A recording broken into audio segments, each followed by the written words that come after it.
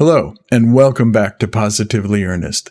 I'm Gary Takesian, your guide as we delve into the timeless wisdom of Dr. Ernest Holmes, founder of the Science of Mind philosophy.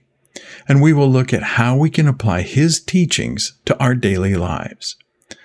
Our topic this time, overcoming everyday challenges.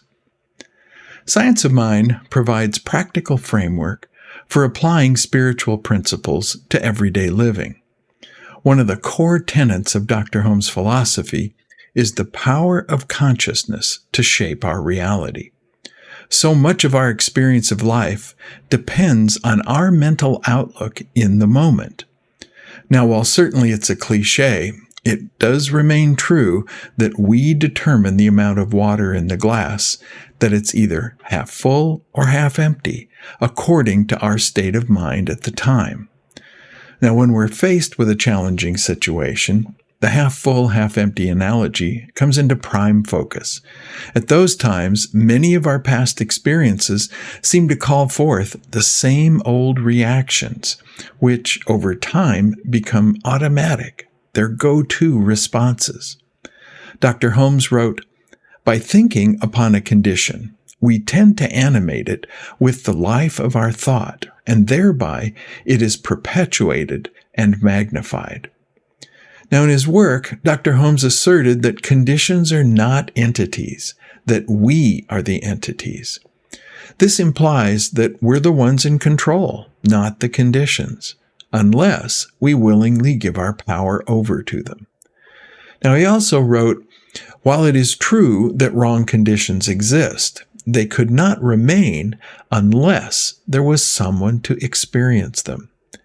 Now, when we're faced with challenges, it's our assessment of the situation that determines how we respond. Science of Mind teaches that by changing our consciousness, we can alter the conditions we experience. Now, this doesn't mean denying the existence of the challenges or pretending that they don't exist.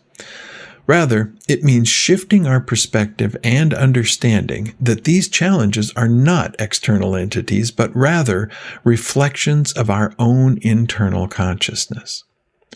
So how do we go about confronting a challenge without falling back onto our old responses? Well, the key here is mindfulness, being fully present in the now moment. For many of us, this is a relatively new idea. Much of our internal dialogue consists of the future and the past, an anxiousness about what's to come, or rehashing those events that have already gone by. And it's easy to slip into the past or speculate on the future, while the present moment sits aside, waiting for us to explore it. It takes conscious awareness and practice to be fully present in the here and now. But it is there that your power resides. Here's a common example of missing the present moment and dwelling in the past. You're out to dinner with a group, and one person always seems to be retelling about a previous dining experience, while the current meal sits right there before them. Or they're the ones that find fault with the food and start raving about how much better the same dish is somewhere else. Now, in Science of Mind, we learn that at every waking moment, we are at choice. We are free to interpret the circumstances as we see fit.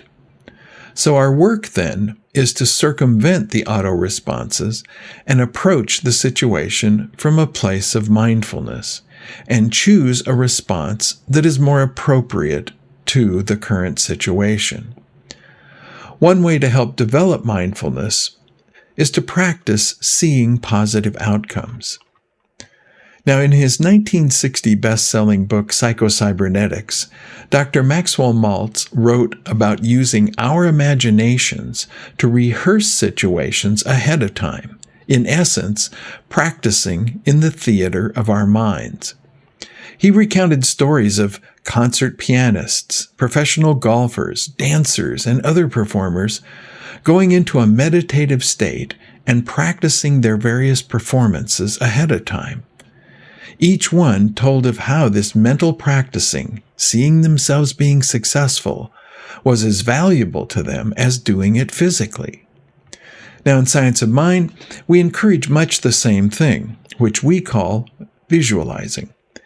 In visualizing, we set the stage by imagining the situation and seeing ourselves successfully overcoming whatever obstacles are before us. Practicing in your imagination gives you the chance to try different approaches and to see which ones will work in a given challenge. And having seen a successful conclusion beforehand, it gives you the confidence to face challenging situations head on. Well, I hope you found this tip useful. And as this episode draws to a close, remember that whatever challenges you're facing, your best friend is your imagination and knowing that you have the power of thought on your side and the ability to create a new solution appropriate to the given situation. Well, that will do it for this episode of Positively Ernest. As always, please leave your comments below. I would love to hear from you. Join me again next time as we draw insights from the wisdom of Dr. Ernest Holmes. Thanks for joining us for this episode of Positively Ernest from Vida Spiritual Learning Center. If you found this meaningful, we'd love to hear from you. Please leave a comment, question, or suggestion below. And for more information, you can visit our website at vidaslc.org, where you can also make a tax-deductible contribution to support our free programming. Remember to like, share, and subscribe so you can be notified of future programs. And thanks.